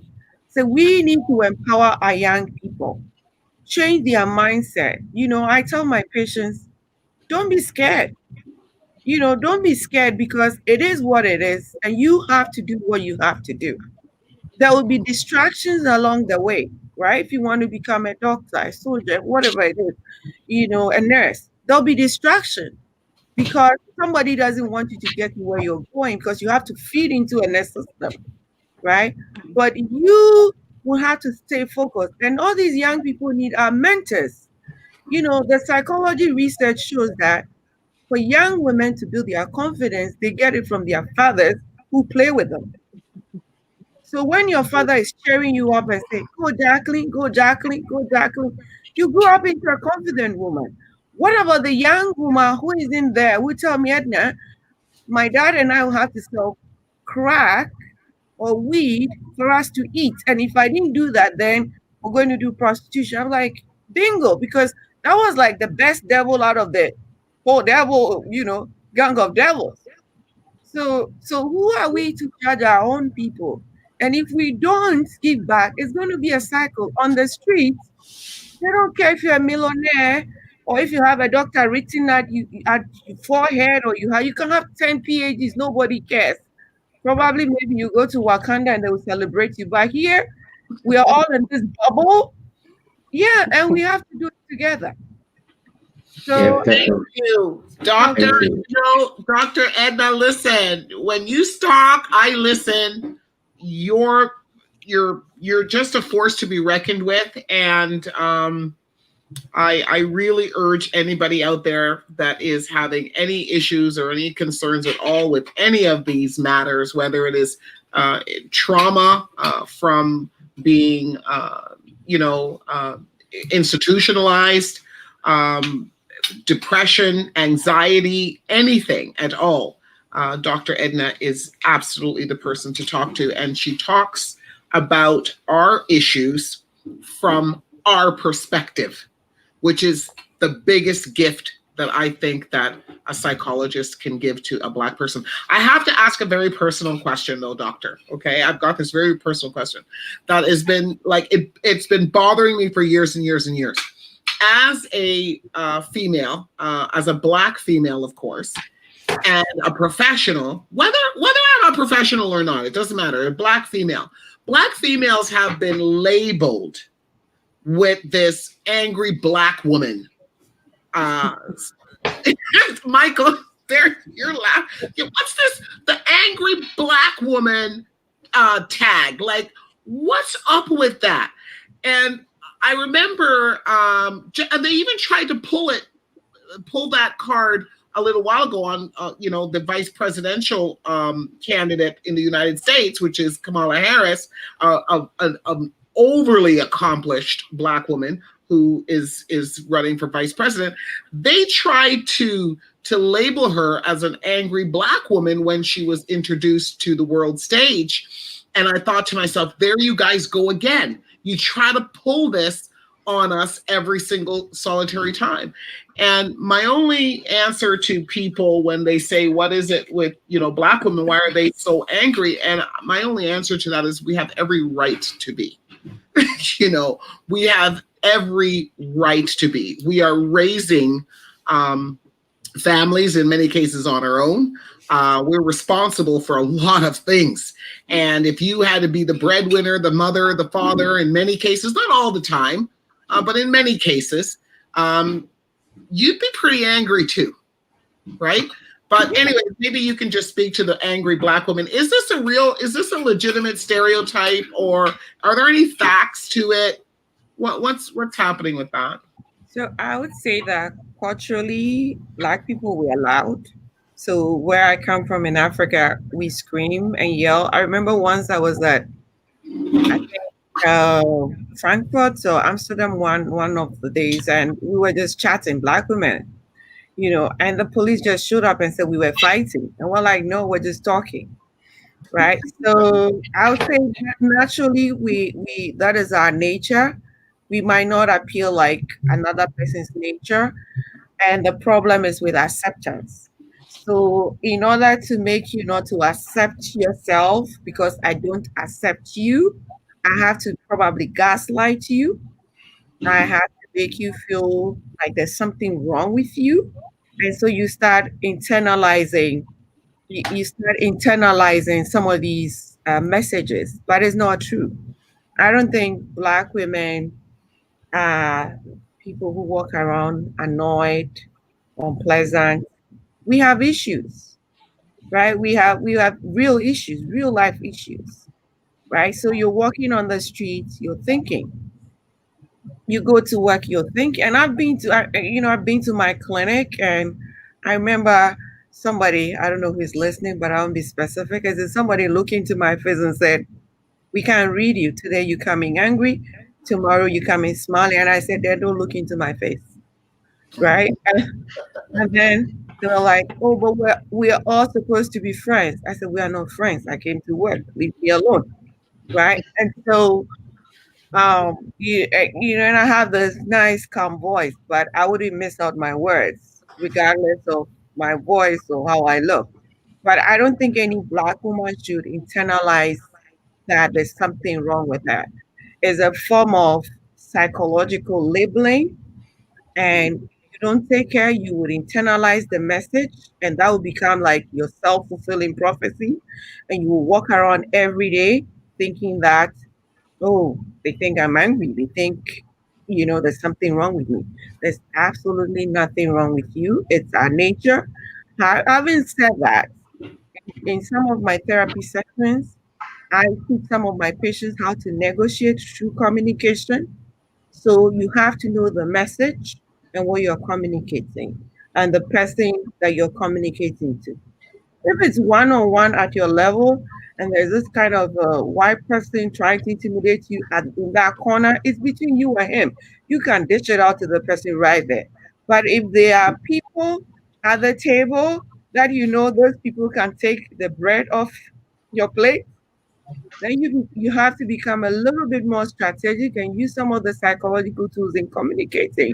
So you can communicate but hide your emotions but get your message across. Thank you. Fantastic. Thank you very much. That was awesome. So that concludes our panels for this evening. And once again, we've gone over just slightly, though. It was one of those shows where, we could have went on and on, but I'm going to turn it over now to Mr. Miller and to tell us basically what's in store, what's coming for Keep Six, and then also to tell us whether or not we have any listeners that would like to comment at this stage in the game. Go ahead. Well, thank you, everyone, for being a part. And I really appreciate your support that you all have given to Keep Six and being a part of this organization. As for what we have in store, again, we have our barbecue this weekend on Saturday, 1 p.m. at Downsview Park at 70 Canuck Avenue in Downsview by the greenhouses. And we'll be having a lot of free food. Come on out and just socialize. The social distances is in effect. And we're looking forward to seeing the community and just interact with everyone. And just as a time to get together after the COVID-19 and as those still going on, just to show appreciation. Also, we'll be coming back next month with another topic. We haven't decided what that topic is. This is a topic here that could continue, and we do plan to continue this with a few more guests and some of the panels to actually come back and continue it again. And again, we really appreciate the donations. Again, whatever you're able to donate, you're welcome to go to keep6.org and just go to a donation button. We appreciate it. We also have some t-shirts and masks that we're selling that we would love to get out to the community. Can come on out to the picnic this weekend. We'll have some out there. So we'd love for everyone to come and join us and listen to our song, our Keep Six song that we did, and all the wonderful artists from Toronto who donated their time and effort. And thanks to Dennis from DMS Productions for producing the song and the video and so forth. And again, thanks to everyone, and looking forward to seeing you all. Thank you. And once again, thank you, everybody. We want to give a big shout out, of course, to Claudia Espinoza. Thank you so much, Claudia. That was a very compelling story. And of course, Officer Duane Simon, thank you so much. Another powerful story. The one and only Michael Williams. He gave us a double dose of conversation today. That was so absolutely fantastic. And of course, Dr. Edna. We want to thank everybody for listening. Thank you so much for patronizing me. And we wish you the very best evening. Hope you come back again to the Keep Six platform. My name is Jacqueline Dixon. We want to thank the president of GBKM FM Radio as well. If you like what took place here, follow GBKM FM 24/7 at gbkm.fm. Thank you, everyone. Have a great night. Thank you. And thank you, Jackie. Thank you.